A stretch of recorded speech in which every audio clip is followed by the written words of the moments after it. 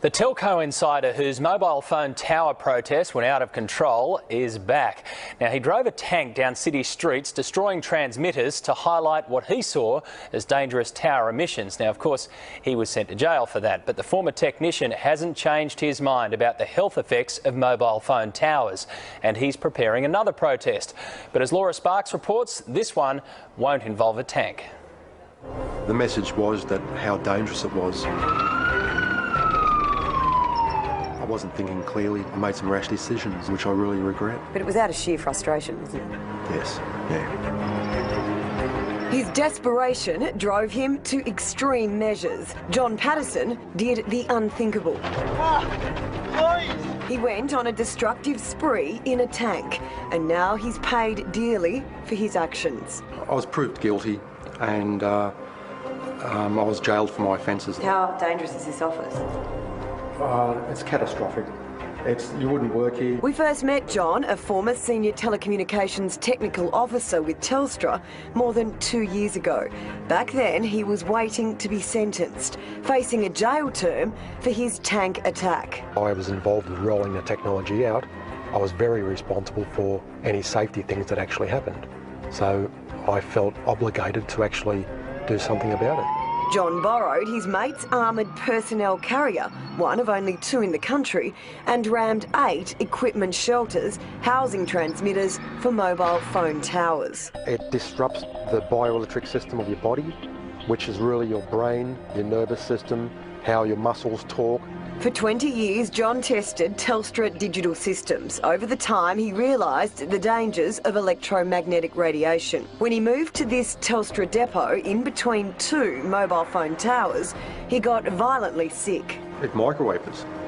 So I got all the test gear out and measured it and drew up a report and showed that it was an occupational hazard to work in that building with that amount of radiation.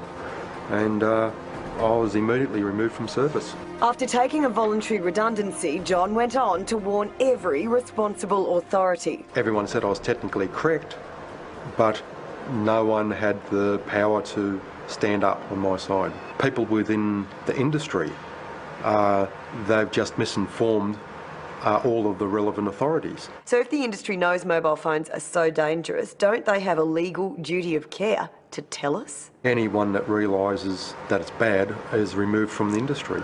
In sheer desperation, John inflicted $6 million worth of damage on the transmitter shelters.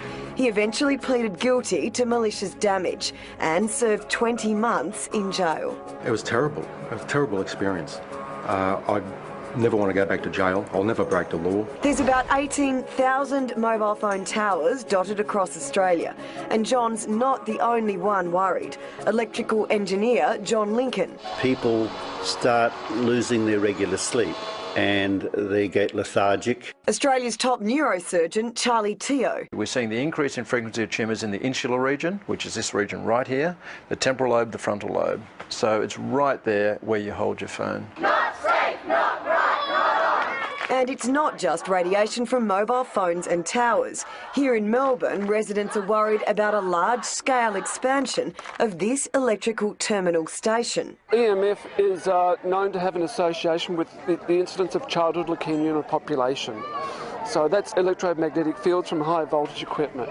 The Australian Communications and Media Authority says there is no substantiated evidence on adverse health effects from mobile phone towers or mobile phones. But John says it's the accumulation. We're in Sydney Basin, there's probably 10 million phones in Sydney Basin. Then there's all the Wi-Fi is used. There's all of the communications, radio, TV, everything. John's now setting up a business. He's got $500,000 worth of equipment, including this $80,000 spectrum analyzer, one of only a few in the country. So how much radiation is in here because of that tower? It's equivalent to thousands of mobile phones being inside the office here. All ringing at once? Yes. So if I was to work in here for 2 years with that mobile phone tower there and that radiation in here, how would it affect me? Worst case scenario, bowel cancer, liver cancer, lung, heart, brain problems. He's aimed to alert people on how to identify immediate effects of radiation, for example, sleeplessness, and then to teach those concerned about how to safeguard their homes and offices. What you shouldn't have plugged in during night time when you're sleeping, just general occupational health and safety. If you're not getting your sleep, I can show you how to get good night's sleep. And a Senate committee inquiry has been taking submissions into where mobile phone towers can be located. We'll be hearing more about their findings in May.